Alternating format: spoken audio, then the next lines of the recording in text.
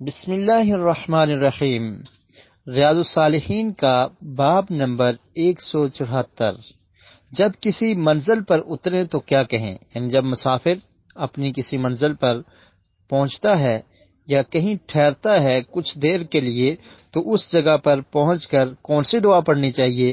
حضرت خولہ بنت حکیم رضی اللہ عنہا بیان کرتی ہیں کہ میں نے رسول اللہ صلی اللہ علیہ وسلم کو فرماتے ہوئے سنا، جو شخص کسی منزل پر اترے اور پھر یہ کہے من نزل منزلا ثم قال، یہ کلمات کہے اعوذ بکلمات اللہ التامات من شر ما خلق لم یضرہ شیء حتی یرتحل من منزلہ، تو فرمایا کہ جو شخص کسی منزل پر یعنی کسی جگہ پر پڑاؤ ڈالے، وہاں پر ٹھہرے، تو پھر یہ کلمات کہے اعوذ بکلمات اللہ التامات من شر ما خلق۔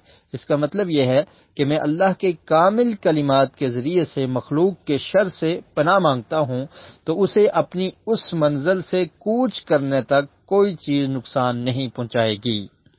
اور یہ روایت صحیح مسلم میں ہے۔ اللہ کے کلمات سے مراد اس کی ازلی صفات ہیں جو اس کے ساتھ قائم ہیں۔ التامات کا مطلب جن میں کوئی نقص نہیں۔ انسان جہاں بھی قیام کرے، تھوڑا ہو، لمبا ہو، رات کا ہو یا دن کا ہو، تو یہ دعا پڑھ لینی چاہیے۔